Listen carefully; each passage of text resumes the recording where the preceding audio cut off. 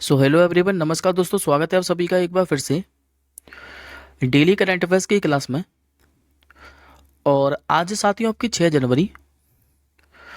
और आज हम 6 जनवरी से बनने वाले जितने भी मोस्ट इंपॉर्टेंट करंट अफेयर्स के प्रश्न हैं, इन सभी प्रश्नों को हम इस क्लास के अंदर डिस्कस करेंगे।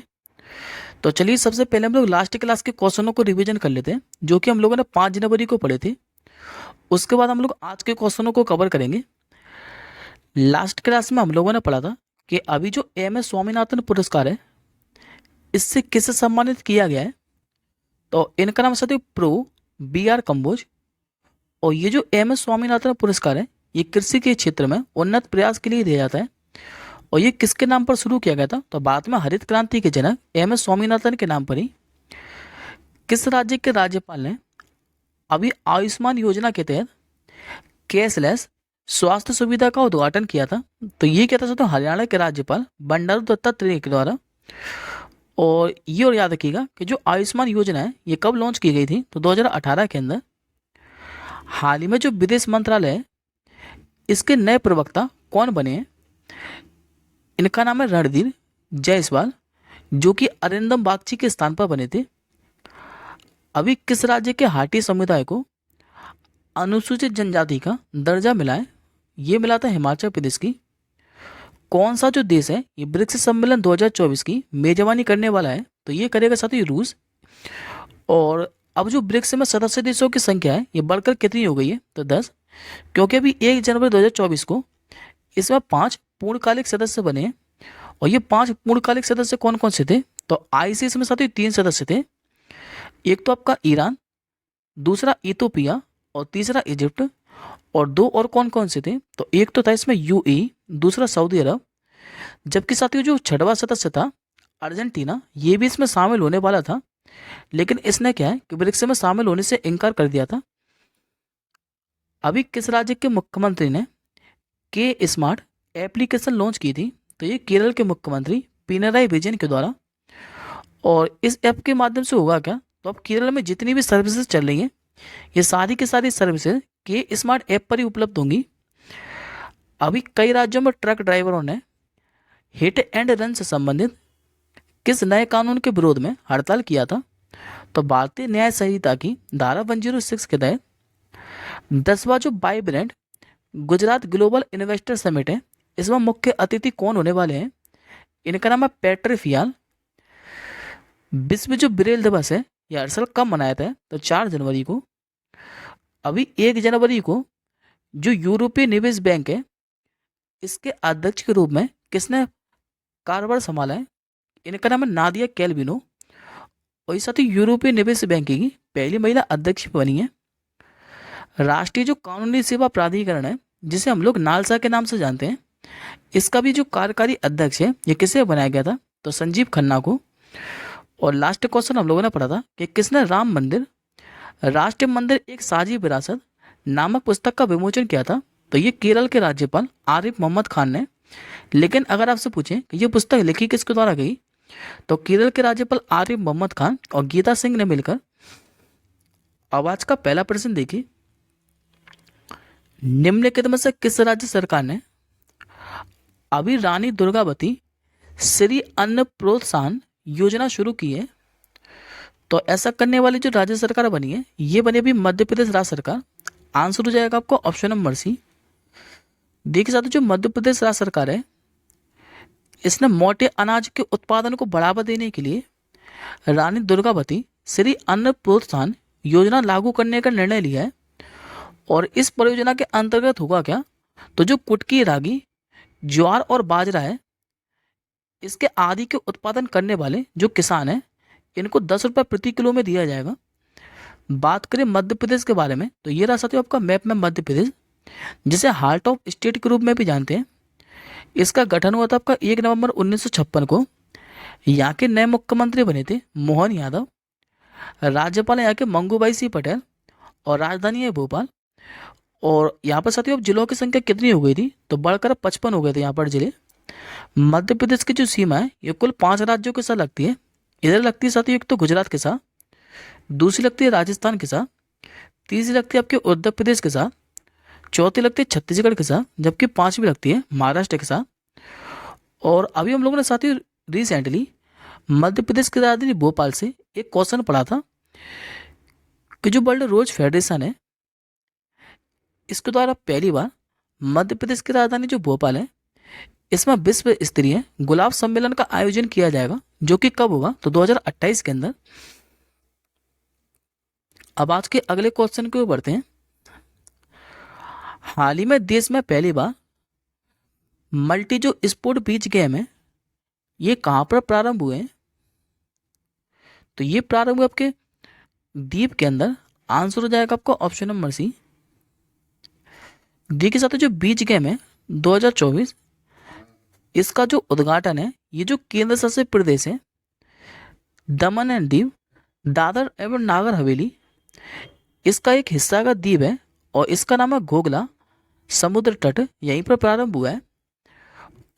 इन खेलों में क्या है कि 20 से अधिक राज्यों और केंद्र शासित प्रदेशों के 12 से अधिक प्रतिभागी भाग लेने वाले हैं। और ये जो खेल है ये 7 दिनों तक चलेंगे, जबकि समापन कब होगा इनका, तो 11 जनवरी को।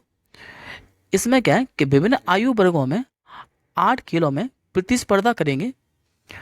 और ये याद रखिएगा साथियों कि जो केंद्र शासित प्रदेश है दादर और नागर हवेली, दमन एंड दीव, इनको मर्ज कर कर कब एक ही केंद्र शासित प्रदेश बनाया गया था, तो 26 जनवरी 2020 को।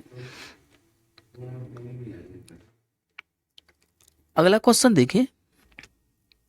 हाल ही में भारतीय नौसेना के उप जो प्रमुख हैं ये कौन बने हैं, तो ये जो राहुल रसगोत्रा हैं ये बने थे अभी के आपके आईटीबीपी के नए महानिदेशक। नीना सिंह बनी थी अभी आपके सीआईएसएफ की पहली महिला महानिदेशक, जबकि जो अनीश दयाल सिंह हैं ये बने थे आपके सीआरपीएफ के नए महानिदेशक। आंसर हो जाएगा आपका ऑप्शन नंबर डी, दिनेश के त्रिपाठी। और यदि आपसे पूछे साथियों कि ये जो दिनेश के त्रिपाठी हैं इन्होंने स्थान किसका दिया है, तो एडमिरल संजय जी सिंह का। ये रहे आपके सामने इमेज में दिनेश के त्रिपाठी। बात करें भारतीय नौसेना के बारे में, तो इसका आदर्श वाक्य क्या है, तो समनो वर्णा। स्थापना हुई थी इसकी 1912 के अंदर, मुख्यालय इसका नई दिल्ली के अंदर। और वर्तमान में इसके प्रमुख कौन है, तो एडमिरल आर हरि कुमार। अब एक बार आज के ज्ञान के अंदर देखिए, ये अपॉइंटमेंट हम लोगों ने कल ही पढ़े थे तीनों की तीनों। और मैंने आपको भी रिवीजन भी कराया कि भाई जो विदेश मंत्रालय है इसके नए प्रवक्ता कौन बने थे, तो रणधीर जायसवाल। राष्ट्रीय कानूनी सेवा प्राधिकरण नालसा का कार्यकारी अध्यक्ष किसे बनाया गया था, तो संजीव खन्ना को। और 1 जनवरी 2024 को यूरोपीय निवेश बैंक के अध्यक्ष के रूप में पदभार किसने संभाला है, तो नादिया कैलविनो ने। नेक्स्ट क्वेश्चन देखिए। अभी छात्रों के प्रदर्शन का समग्र मूल्यांकन करने के लिए जो गुणोत्सव 2024 है ये किसने प्रारंभ किया है, तो ये प्रारंभ किया आपके असम सरकार ने। आंसर हो जाएगा आपको ऑप्शन नंबर डी। डी के साथ जो गुणोत्सव है इसका उद्देश्य क्या है, तो 35 जिले के 43,498 सरकारी स्कूलों में जो पढ़ने वाले लगभग 40 लाख छात्र हैं इनके प्रदर्शन का मूल्यांकन करना है। और गुणोत्सव क्या है कि जो असम सरकार है इसके द्वारा राज्य के जो सभी प्राइमरी और जो सेकेंडरी विश्वविद्यालय हैं इनको शामिल करने के उद्देश्य से यह कार्यक्रम शुरू किया गया है। बात करें असम के बारे में, तो मुख्यमंत्री हेमंत बिस्वा शर्मा, राज्यपाल नए बने थे गुलाब चंद कटारिया, और राजधानी है दिसपुर। और साथ ही 7 फेमस राष्ट्रीय उद्यान है असम के अंदर, जिसमें से जो काजीरंगा नेशनल पार्क है ये सबसे ज़्यादा बार पूछा गया है, जो कि एक सींग वाले गैंडों के लिए फेमस है। दूसरा इसमें मानस राष्ट्रीय उद्यान, तीसरा डिब्रू साइखोवा राष्ट्रीय उद्यान, चौथा है नामेरी, 5वां औरंग, और 6वां भी रिसेंटली घोषित किया गया था कुछ समय पहले देहिंग पटकाई को, और 7वां भी रिसेंटली घोषित किया गया था रायमोना राष्ट्रीय उद्यान को। अब एक बार आज के ज्ञान के अंदर देखिए, 99वां जो तानसेन संगीत समारोह है इसका आयोजन किस शहर में किया गया है, तो ये कह सकते हो मध्य प्रदेश के ग्वालियर के अंदर। और साथ ही मध्य प्रदेश सरकार ने क्या है कि 25 दिसंबर को तबला दिवस के रूप में भी घोषित किया था। निम्नलिखित में से किस राज्य में अंतर्राष्ट्रीय गीता महोत्सव है यह प्रारंभ हुआ था, तो हरियाणा के अंदर। और किस राज्य में अभी जल महोत्सव 2030 का 8वां संस्करण शुरू हुआ था, तो मध्य प्रदेश के खंडवा के अंदर। अगला क्वेश्चन देखिए। हाल ही में सैन्य अंतरिक्ष यान X-37B ये किसने लॉन्च किया है, ये लॉन्च के साथ अमेरिका की प्राइवेट स्पेस एजेंसी के द्वारा, जिसका नाम है स्पेस एक्स। तो आंसर हो जाएगा आपको ऑप्शन नंबर ए। देखिए साथियों, ये अमेरिका का क्या है कि रहस्यमय एक स्पेस क्राफ्ट है जिसका नाम है X-37B, जो कि दिसंबर 2030 में लॉन्च हुआ है। और इसका कोड नाम क्या है, तो USSF-52। इस मिशन के पहले ये 6 बार स्पेस में जा चुका है। और ये जो X-37B है, इसकी लॉन्चिंग के बारे में तो दुनिया को जानकारी रहती है, लेकिन अमेरिका ने क्या है कि कभी भी ये साफ नहीं किया है कि इस मिशन का जो हकीकत में मकसद है ये है क्या। बात करें स्पेस एक्स के बारे में, तो स्पेस एक्स की स्थापना कब हुई थी, तो 14 मार्च 2002 को। संस्थापक इसके एलन मस्क, CEO भी इसके एलन मस्क की हैं। और जबकि इसका मुख्यालय कहाँ है, तो संयुक्त राज्य अमेरिका के अंदर। अगला क्वेश्चन देखिए, हाल ही में हिम तेंदुआ को किसने राष्ट्रीय प्रतीक ये घोषित किया है। ये घोषित किया साथियों किर्गिस्तान देश ने। आंसर हो जाएगा आपको ऑप्शन नंबर बी। देखिए दोस्तों, अभी जो किर्गिस्तान के राष्ट्रपति हैं सादिर जापारोव, इन्होंने 30 दिसंबर 2030 को हिम तेंदुआ को राष्ट्रीय प्रतीक घोषित किया है। और ये साथी global snow leopard and ecosystem protection programme है, इसने इसको मंजूरी दी है। जो global snow leopard and ecosystem protection programme है, ये 12 देशों, बहुपक्षीय संस्थानों और गैर सरकारी संगठनों का एक गठबंधन है जो कि हिम तेंदुआ को बचाने के लिए काम करता है। और हिम तेंदुआ के संरक्षण के लिए 2013 के अंदर 20 घोषणा पत्र भी जारी किया गया था। और याद रखिएगा कि जो विश्व हिम तेंदुआ दिवस है ये हर साल कब मनाते हैं, तो 23 अक्टूबर को। बात करें साथियों किर्गिस्तान के बारे में, तो ये सेंट्रल एशिया का है। और इसमें जो मैंने रेड कलर से मार्क कर रखा है जितना पार्ट, ये साथियों आपका किर्गिस्तान देश। किर्गिस्तान की राजधानी क्या है, तो ये आपकी बिस्किस। किर्गिस्तान में करेंसी क्या चलती है, तो सोम यहाँ पर करेंसी चलती है। और राष्ट्रपति कौन है, तो सादिर जापारोव। अगला प्रश्न देखिए, जनवरी 2024 में नाम जो शिखर सम्मेलन है यह कहां पर आयोजित किया जाएगा। ये आयोजित किया जाएगा आपको युगांडा की राजधानी कंपाला के अंदर। आंसर हो जाएगा आपको ऑप्शन नंबर सी। देखिए साथियों, जनवरी 2024 में जो नाम है, जो कि गुटनिरपेक्ष आंदोलन शिखर सम्मेलन है, ये युगांडा की राजधानी कंपाला में आयोजित किया जाएगा। इसका इस बार 19वां संस्करण है। और इसमें भारत का प्रतिनिधित्व कौन करने वाले हैं, तो विदेश मंत्री एस जयशंकर साहब। युगांडा क्या है कि 2024 से 2027 तक नाम समूह का अध्यक्ष होगा। और इसी के अतिरिक्त युगांडा क्या है कि 21 से लेकर 23 जनवरी तक तीसरे दक्षिण शिखर सम्मेलन और जो G77 बैठक है इसकी भी मेजबानी करेगा। बात करते हैं अब युगांडा के बारे में, तो ये साथियों अफ्रीका कॉन्टिनेंट। और ये आपको जो ग्रीन कलर में दिखाई दे रहा है ये आपका युगांडा देश। युगांडा की राजधानी क्या है, तो ये मैंने आपको अभी बताई है कंपाला। और यहाँ पर करेंसी क्या चलती है, तो यहाँ पर सिलिंग करेंसी चलती है। और अभी साथियों रिसेंटली अप्रैल 2030 में जो डॉक्टर एस जयशंकर साहब है, इन्होंने युगांडा का जो जिंजा है, यहाँ पर भारत के जो राष्ट्रीय फोरेंसिक विज्ञान विश्वविद्यालय है, इसके पहले विदेशी परिसर का उद्घाटन किया था युगांडा के जिंजा के अंदर। अगला प्रश्न देखिए, प्रधानमंत्री मोदी जी ने 400 करोड़ रुपए के फास्ट ब्रीडर रिएक्टर प्लांट का जो उद्घाटन है यह कहां पर किया है। ये के साथ तमिलनाडु के अंदर। आंसर हो जाएगा आपको ऑप्शन नंबर डी। देखिए प्रधानमंत्री मोदी जी ने कहा कि तमिलनाडु का जो कलपक्कम है यहाँ पर 400 करोड़ रुपए के फास्ट रिएक्टर प्लांट का उद्घाटन किया है। और ये जो सुविधा है यह भारत की परमाणु क्षमता को आगे बढ़ाने की दिशा में एक महत्वपूर्ण कदम है। बात करें तमिलनाडु के बारे में, मुख्यमंत्री M.K. स्टालिन, राज्यपाल यहाँ के RN रवि और राजधानी क्या है, तो चेन्नई। अगला क्वेश्चन देखिए, निम्नलिखित में से किसे वर्ष 2030 के लिए सर्वश्रेष्ठ रेफरी नामित किया गया है। इनका नाम है सिजमन मार्सिनियाक। आंसर हो जाएगा आपको ऑप्शन नंबर ए।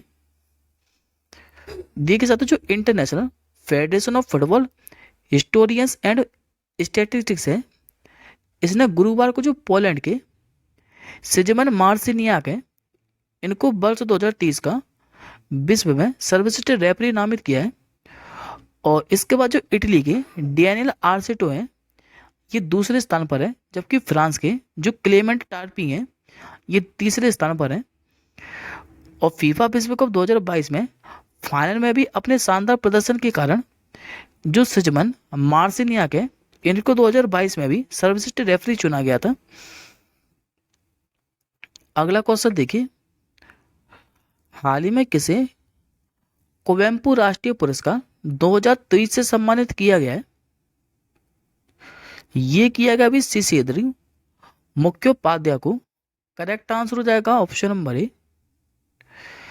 ये साथी जो सिसेद्री मुख्योपाध्याय हैं, ये प्रसिद्ध बंगाली लेखक हैं जिनको वर्ष 2030 के कुवेम्पु राष्ट्रीय पुरस्कार मिला है।